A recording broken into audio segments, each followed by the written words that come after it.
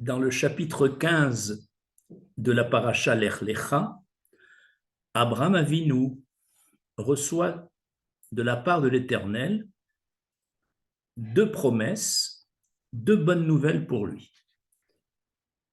La première, l'Éternel lui dit, observe les cieux, tu vois que le nombre d'étoiles est très grand, eh bien, tu vas avoir une postérité avec ton épouse Sarah, puisqu'il n'avait pas encore d'enfant avec Sarah, et ce sera ta descendance. Et là, le texte dit, Va'amin Bachem. Abraham Avinu a eu confiance dans cette promesse de Dieu. Cependant, lorsque Abraham reçoit juste après la deuxième bonne nouvelle, Hachem lui dit, je donne à ta postérité la terre d'Israël, qui, pour le moment, est occupée par la Cananéen. Et là, la réaction d'Abraham, il n'est pas écrit ici qu'il a eu confiance en cette promesse, il est écrit qu'Abraham a réagi, Bama Edra. Comment saurais-je que cet héritage passera entre les mains de mes enfants?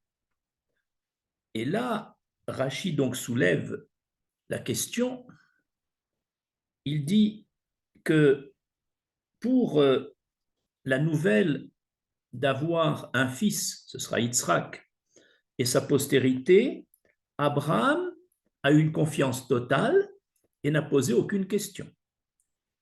Cependant, quand il reçoit la nouvelle que la terre d'Israël passera à sa postérité, là, il a une question.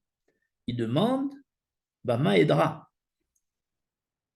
Donc la question qui se pose est pourquoi cette différence de comportement entre la promesse d'avoir un fils et une descendance et la promesse d'avoir la terre d'Israël en héritage. Pour répondre à ces questions, à cette question plutôt, nous allons expliquer de 4 façons, en citant 4 sages différents, la compréhension de l'expression d'Abraham Avinu, Bama Edra. Selon le Sforno, le commentateur Sforno, et selon un deuxième commentaire de Rachi, le fait que le texte a bien précisé Vayamin Bachem, que Abraham a eu confiance en Hachem à la première nouvelle, un homme est cohérent. S'il a confiance en Hachem, il a confiance en Hachem. Donc, dit Sforno, il est certain qu'Abraham n'a pas douté un instant de l'attribution de la terre d'Israël à ses descendants. Alors, quel est le sens de Bama Edra? Le sens, comme le dit Rachi, c'est que par cette expression, Abraham Avinu ne demande pas « donne-moi un signe pour que je te fasse confiance ». Je te fais confiance totalement. Mais ce qu'il demande Bama Edra, comment saurais-je que, c'est-à-dire, fais-moi connaître par quel mérite mes descendants pourront se maintenir sur cette terre. C'était ça la question, non pas fais-moi savoir comment tu vas me donner cette terre, ça, il a une confiance totale. Ça, c'est l'explication de Rachi. Nous allons passer à la deuxième explication, c'est celle de Rav Dessler. Selon Rav Dessler, il ne s'agit pas d'une véritable faute d'Abraham Avinu dans sa question Bama Edra. Il s'agit d'un souci d'Abraham Avinu. Il veut s'assurer que sa descendance héritera de la terre d'Israël inconditionnellement, de façon définitive. Il craint que les fautes de ses descendants, éventuellement, puissent les faire expulser de la terre d'Israël. Il a été traumatisé, Abraham Avinu, par le déluge de Noach. Et donc, en fait, ce n'est pas une faute de demander Maïdra. Sa émouna est intacte. Mais il y a ce qu'on appelle une ombre de faute, c'est-à-dire un accent très léger, infime, de manque de confiance. Et ce petit manque léger de confiance en l'avenir, on sait qu'il peut affecter non seulement l'environnement d'Abraham Avinu, mais aussi lui-même. Son inconscient d'Abraham Avinu peut être affecté par la question même qu'il pose. Eh bien, c'est cette ombre de faute qui est reprochée à Abraham Avinu. Et l'Éternel va répondre à cette ombre de faute par l'annonce à Abraham Avinu d'un exil de ses enfants pour récupérer une émouna totale. Ça, c'est l'avis de Rav Dessler. Le troisième avis, c'est l'avis du Chassid Yarabetz. Il dit que tout homme est doté d'une qualité fondamentale. Et on sait que la qualité d'Abraham Avinu, la qualité fondamentale, était son sens du chesed, c'est-à-dire Abraham était un donneur par excellence. Il donnait le gîte, la nourriture, des conseils pour ramener les gens au monothéisme, il les rapprochait d'Éternel, c'était un donneur. Et il y a un principe, selon le Chassid Yarabetz, c'est que chaque homme ne comprend le comportement de l'Éternel qu'à travers le prisme de sa mida, de sa qualité. Je m'explique. Lorsqu'Abraham reçoit la bonne nouvelle d'avoir une postérité, lui qui n'avait pas encore d'enfant avec Sarah, étant donné que le don de cet enfant et de ses descendants est un cadeau d'Hachem, et donc un acte de chesed d'Hachem, de bienveillance, alors ça, Abraham le comprend parfaitement. Et il ne pose aucune question, va'amin b'Hachem, parce qu'il s'agit ici d'un acte de chesed de l'Éternel qui correspond à sa qualité de chesed.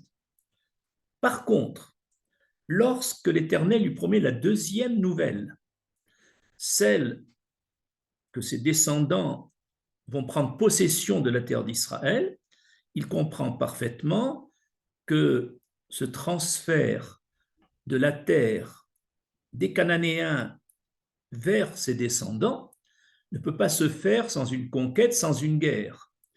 Or, la guerre, c'est la gvoura, la midatadin, c'est tout le contraire de la notion de chesed.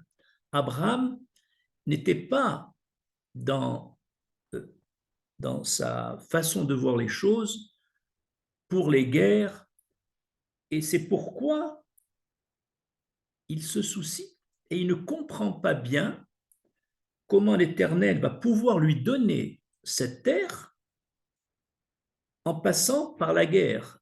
Lui, il voit l'Éternel sous son prisme à lui. L'Éternel ne peut faire que du chesed. Et cette Midat Adin, cette guerre qu'il faudra mener pour conquérir la terre d'Israël, ça, il n'arrive pas à l'intégrer. D'où la question, Bama Edra. Enfin, la quatrième explication de Bama Edra, donnée par Rabbi Miller, est la suivante. Abraham Avinu se soucie énormément pour le futur de ses enfants. C'est-à-dire qu'il est heureux, il a confiance totalement que la terre d'Israël va être distribuée à sa postérité. Cependant, il est en train de se soucier de l'avenir. Et ce souci de l'avenir va lui être reproché. Le Bama Edra, ça veut dire comment saurais-je que dans l'avenir, mes enfants garderont sa terre? Et il y a un principe, lorsqu'un homme, et notamment Abraham Avinu avec sa grande émouna, sa grande foi, lorsqu'un homme vit son présent, ce n'est pas recommandé de se soucier de l'avenir qui n'est pas entre ses mains, et l'avenir est toujours quelque chose qu'on ignore.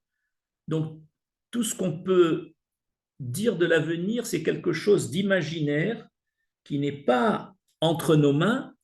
Et donc, la véritable émouna, c'est de vivre avec l'Éternel au jour le jour, en exploitant au maximum nos dons et faire le maximum de mitzvot. Et se soucier du lendemain n'est pas conforme à l'esprit de la Torah. Donc, le Bama Edra a surtout exprimé, pour Rabbi Miller, un souci du lendemain qui n'est donc du futur, qui est uniquement entre les mains de l'Éternel. Et au niveau d'un homme comme Abraham Avinu, le Bama Edra va lui être reproché. D'où l'exil qui va être la réponse d'Hachem à ce Bama Edra.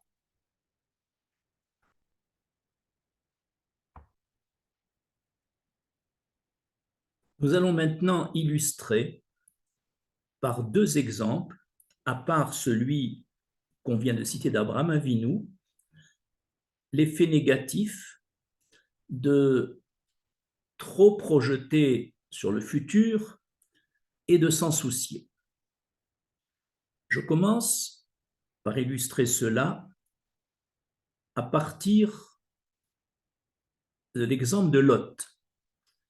Lot était le neveu d'Abraham Avinu, qu'Abraham Avinu avait amené avec lui depuis Haran, et Lot, pendant toutes les années où il a passé, il est rentré en Eretz Israël avec Abraham Avinu, il a beaucoup progressé sur le plan spirituel, et notamment, il a été imprégné de la notion de chesed, qui était la qualité fondamentale d'Abraham. Et Abraham, à un moment, les bergers d'Abraham et les bergers de Lot se querellent, c'est parce que tous deux avaient une grande richesse, d'ailleurs en cheptel, d'ailleurs celle de Lot était due à la bracha de son oncle Abraham Avinu. Et voilà que dans cette querelle, on dit que la terre ne pouvait pas contenir les deux grands troupeaux d'Abraham et de Lot. Et Lot, qui est très attiré par le matérialisme et qui voulait encore s'enrichir davantage, décide de se séparer de son oncle et d'aller dans la région riche de Sodome et Gomorrhe. Et voilà donc un exemple où Lot a sacrifié son présent pour un futur hypothétique. Je m'explique. Lot était au présent en compagnie d'Abraham Avinu et il profitait de la bénédiction de son oncle, de cette ambiance spirituelle élevée, de la kedusha, de la sainteté qui régnait autour de son oncle, et il bénéficiait également, sur le plan matériel, de la bénédiction de son oncle. Donc il avait tout. Et voilà que, pour en avoir plus, il décide de quitter ce présent magnifique pour se rendre à Sodome dans le but de s'enrichir encore plus. Il a donc, quelque part, gâché son présent et sa vie spirituelle en abandonnant Abraham pour un futur à Sodome hypothétique. Et la meilleure preuve qu'il était hypothétique, c'est que son ambition n'a pas été réalisée, puisque à Sodome, il va quitter, puisque Sodome va être détruite par le feu et le soufre, il va quitter Sodome les mains vides. Même tout le cheptel qu'il avait, un très grand nombre d'animaux, une richesse énorme, il les a laissés à Sodome et ça a été détruit dans le déluge de feu de Sodome. Il est parti les mains vides. Donc voilà un exemple d'un homme qui a gâché son présent, il était avec Abraham, pour un futur, et le résultat, c'est qu'il a tout perdu. Et le présent et le futur qu'il escomptait. Nous allons illustrer encore cette erreur de sacrifier son présent pour le futur. Après l'exemple d'Abraham Avinu, après l'exemple de Lot, nous passons au troisième exemple qui est décrit dans le Midrash Vaïkra Rabba. Ce Midrash fait le récit d'un homme pieux, un chassid, qui possédait un champ. Ce champ était entouré d'une barrière de capriers. Un jour de Shabbat,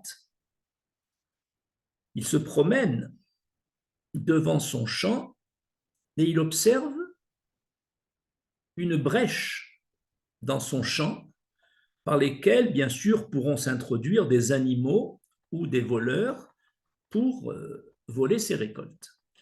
Et voilà que pendant quelques instants, il se soucie, il se dit, mon champ va être dévasté par les animaux, ces produits vont être volés par des hommes, et il décide donc que dès la sortie samedi soir de Shabbat, il irait tout de suite réparer cette clôture pour éviter les dégâts.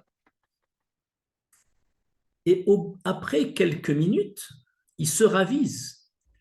Il dit, comment, au lieu de vivre pleinement mon Shabbat, de le vivre à plein poumon, avec la Kedusha de Shabbat, la Beracha de Shabbat, je suis en train pendant Shabbat de gâcher mon Shabbat pour un futur hypothétique où peut-être des animaux vont rentrer, peut-être des voleurs vont rentrer. Eh bien, je regrette d'avoir même pensé à le clôturer samedi soir. Eh bien, je fais le vœu de ne pas le clôturer. Je ne veux plus penser au futur. Je vais vivre mon Shabbat pleinement.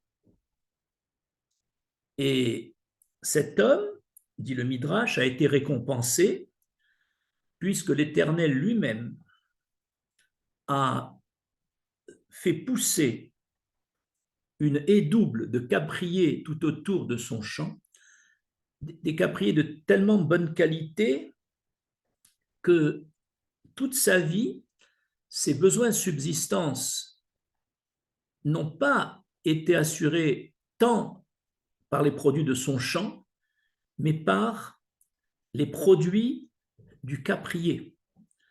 Autrement dit, cet homme qui a su se raviser à temps et ne pas gâcher un futur hypothétique, ne pas gâcher, pardon, son présent pour un futur hypothétique, en a été récompensé. Après ces trois exemples, donc d'Abraham, de Lot et et de ce chassid, je conclus cet exposé. Un homme doit vivre, selon nos sages, au mieux sans effort exagéré et sans souci exagéré sur le futur. Parce que qui connaît le futur? Il est entre les mains d'Hachem. Pour nous, ce n'est que de l'imagination, le futur. Et si encore on se souciait pour le futur de façon positive, il n'y a rien de positif. On ne connaît pas le futur. Alors, vivons avec les réalités du moment, vivons au maximum notre vie, rapprochons-nous de l'Éternel, parce que tout souci porté sur le futur, que ce soit pour nous-mêmes, pour nos enfants, pour nos petits-enfants, etc., ce souci va gâcher notre présent et va affaiblir l'élévation spirituelle qu'on aurait pu avoir. Tout celui qui met sa confiance totalement en l'Éternel ne compte que sur l'Éternel au jour le jour, et donc il fait confiance à l'Éternel pour conduire le futur. Le Chafetz Chaim donne un machal pour ceux qui se soucient du futur, comme quoi ils veulent accélérer l'histoire. Il a dit, celui qui se soucie énormément et fait beaucoup d'efforts pour le futur qu'il ignore, il est comparable à cet homme qui voyage dans un train et qui pousse le fauteuil pour accélérer le déplacement du train. C'est-à-dire que laisse le temps écouler, comme le train qui a son horaire, et ce n'est pas en voulant bousculer le présent pour le futur que tu vas résoudre tes problèmes. Vis ton présent à plein poumon, exploite au maximum les instants qu'Hachem te donne au présent et ne te soucie qu'au minimum pour le futur. Je vous remercie.